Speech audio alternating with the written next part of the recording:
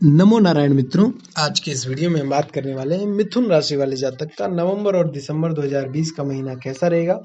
मिथुन राशि वाले जातक हम सबसे पहले बात कर लेंगे ग्रह गोचर फिलहाल कहाँ का है।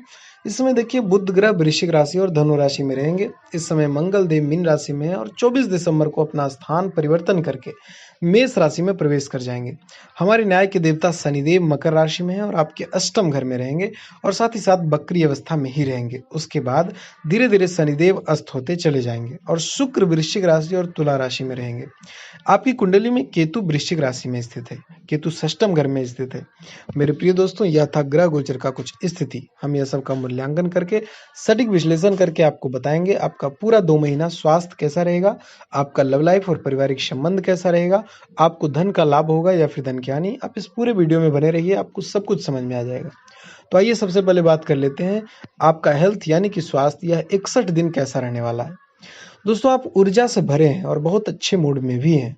दोस्तों को पार्टी दे सकते हैं। अपनी खुशी में खोकर आपका ध्यान भविष्य के खतरों से हट सकता है। घबराइए नहीं, किसी आदमी से कोई नुकसान होने की आशंका नहीं है। केवल आपका पेट अपच वाला अधिक भोजन करने के कारण खराब हो सकता है, जिससे आपकी सेहत पर असर पड़ सकता है। महीना परिवार के साथ बिताने के लिए विशेष रूप से अच्छा है। अपने माता पिता या फिर भाई बहनों के साथ समय बिताएं या फिर अपने लाइफ पार्टनर के साथ कुछ एकांत समय बिताइए। अपने बच्चों के साथ किसी मजेदार कार्यकलाप में शामिल होइए। अगर काम का दबाव हो भी तो आज तो उसे भी एक तरफ रख ही दीजिए और साथ रहने की खुशी महसूस कीजिए। आपको यह देखकर आश्चर्य होगा कि आप अपने ही परिवार से कितना कुछ सीख सकते हैं। इस राशि वालों को इस 2 महीने जीवन के कई क्षेत्रों में चुनौतियों का सामना करना पड़ सकता है। इस महीने शुक्रदेव का गोचर तुला राशि और वृश्चिक राशि में होगा, जिसके चलते आपका षष्ठम भाव सक्रिय अवस्था में रहेगा। वहीं मंगल देव भी इस महीने राशि परिवर्तन करेंगे और मीन राशि में प्रवेश करेंगे, जिससे आपका द्वादश भाव सक्रिय हो जाएगा। सूर्यदेव का गोचर वृश्चिक राशि में होगा, जिसके चलते आपको सप्तम भाव भी सक्रिय अवस्था में रहेगा। इन तीनों ग्रहों के गुणों और षष्टम, सप्तम और द्वादश भावों के कारकत्वों के अनुसार ही इस महीने आपको फलों की प्राप्ति होगी। आपको बता दें दोस्तों कि षष्टम भाव से हम आपके रोग, शत्रु और पीड़ाओं पर विचार करते हैं। सप्तम भाव विवाह भाव कहलाता है और इससे जीवन में होने वाली साझेदारियों के बारे में भी विचार किया जाता है। वहीं द्वादश भाव हानि भाव कहलाता है और इससे विदेश यात्राओं के बारे में भी विचार किया जाता है। अगर कहा जाए तो आपका इतिहास ही बदल जाएगा। महीना जो है आपके लिए विशेष है, क्योंकि आप किसी दूसरे शहर में रहने वाले से या फिर विदेश में किसी से संपर्क स्थापित करेंगे। यह आपके करियर के लिए फायदेमंद होगा। अपने मेल देख लीजिए, क्योंकि मेल बॉक्स में कोई महत्वपूर्ण अवसर आपकी प्रतीक्षा कर रहे हैं। विदेश में रह रहा है कोई मित्र आपको साथ काम करने के लिए आमंत्रित कर सकता है। शुभ रंग सफेद है दोस्तों। आपकी सेहत में कोई अप्रत्याशित बदलाव आ सकता है, लेकिन अपनी जबरदस्त मानसिक शक्ति और संकल्प क्षमता के चलते आप किसी भी प्रकार की स्थिति से बखूबी निपट सकते हैं। आपको आज दिन में बहुत शारीरिक श्रम करने वाले काम करने पड़ सकते हैं, लेकिन आप आसानी से समय रहते उन्हें पूरा कर पाएंगे। आपसे किसी और को भी स्वास्थ्यकर आदतें अपनाने की प्रेरणा मिलेगी। केवल दिन के अंत में अपनी मनपसंद गतिविधि के साथ मनोरंजन करना मत भूलिए। अब हम बात कर लेते हैं इस महीने आपका लव लाइफ और पारिवारिक संबंध वह कैसा रहेगा। तो सबसे पहले मेरे प्रिय दर्शक, हम आप लोगों से विनम्र निवेदन करना चाहेंगे, अगर आपको यह वीडियो आपकी ज़िंदगी से मिले, आपको सही लगे, तो प्लीज़ आप लोग इस वीडियो को लाइक कर दें और आप मेरे चैनल को सब्सक्राइब करें और बेल आइकन का बटन दबा दें। दोस्तों, आपका एक लाइक और एक सब्सक्राइब हमें अगले वीडियो बनाने के लिए बहुत ही उत्साह प्रदान करता है, तो आप लोग सपोर्ट करेंगे, हमें उम्मीद है। तो आइए बात करते हैं आपका लव लाइफ और पारिवारिक संबंध इस समय कैसा रहेगा। अपने साथी के साथ बाहर जाने का उपयुक्त समय है। इस समय का कुछ हल्की फुल्की बातों से आनंद लें।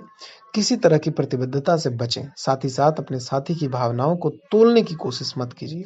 आपका साथी भी जश्न के मूड में है और किसी तरह की प्रतिबद्धता से बचने की मुद्रा में है। हालांकि अभी जो है सब कुछ थोड़ा जल्दबाजी होगी। आपका ये रिश्ता बहुत गहरा होकर फैल सकता है या फिर एक सीटी की तरह बजने के बाद टाई टाई फिस हो सकता है। अच्छे समय का आनंद उठाइए दोस्तों। जटिलताएं आपके प्रेम के रिश्ते में आएंगी। आप या आपके साथी का छोटा भाई इसमें एक महत्वपूर्ण भूमिका निभा सकता है।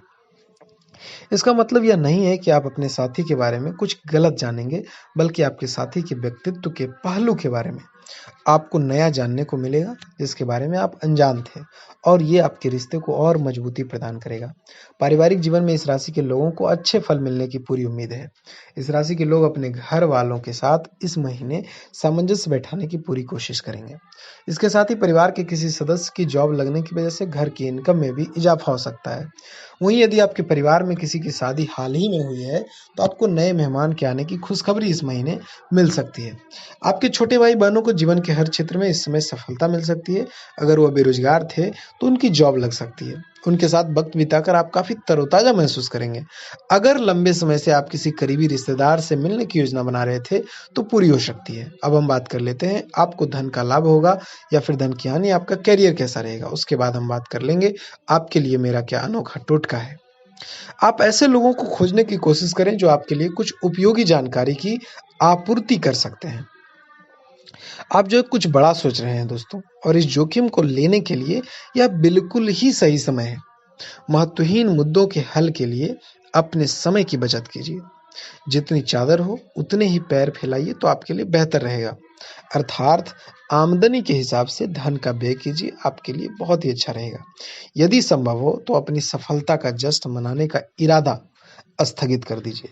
दिन जो है कार्यस्थल पर कुछ हद तक उबाऊ हो सकता है, लेकिन आपको अपने जरूरी कार्य की अपेक्षा नहीं करनी है।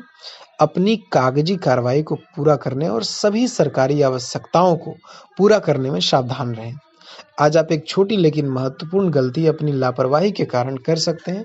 इसलिए अगर आपका मन बाहर जाने का कर रहा है तो सबसे पहले अपने कार्यालय से लंबित कार्यों को खत्म करें। अब हम बात कर लेते हैं आपके लिए मेरा क्या मोटिवेशनल शब्द है। इसे आप सुविचार भी कह सकते हैं।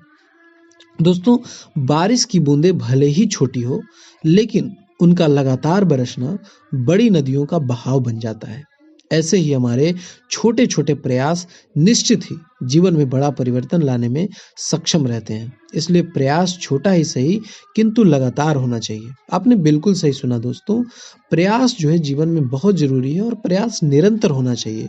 ये नहीं कि अचानक आप किसी कार्य को करने में मोटिवेट हो गए और थोड़ा सा प्रयास किया, आपने निरंतर प्रयास नहीं किया। निरंतरता जो है बहुत जरूरी है।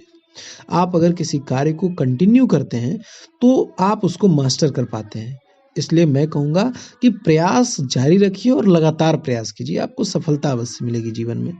मेरे प्रिय दर्शक, अब हम बात कर लेते हैं आप लोगों के लिए मेरा क्या अनोखा टोटका है। आप इसे अवश्य आजमाएं, आपको फायदा होगा।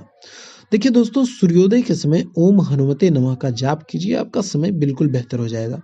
मेरे प्रिय दोस्तों, आप सभी को मेरा यह वीडियो देखने के लिए बहुत बहुत धन्यवाद, तहे दिल से शुक्रिया। हम मिलते हैं अपने फिर अगली वीडियो में। तब तक के लिए जय श्री राम, जय जय हनुमान। आप लोगों का यह पूरा दिन शुभ हो। और हाँ दोस्तों, जिन लोगों ने अभी तक हमें लाइक नहीं किया है उनसे रिक्वेस्ट है, लाइक कर दीजिए। और आप लोग अगर चैनल पर नए हैं तो सब्सक्राइब अवश्य कीजिएगा। आपका एक लाइक और एक सब्सक्राइब अगली वीडियो बनाने के लिए दोस्तों बहुत ही उत्साह प्रदान करता है। तो प्लीज आप लोग सपोर्ट अवश्य कीजिएगा, हमें उम्मीद है, बिल्कुल उम्मीद है। धन्यवाद, मिलते हैं अगली वीडियो में।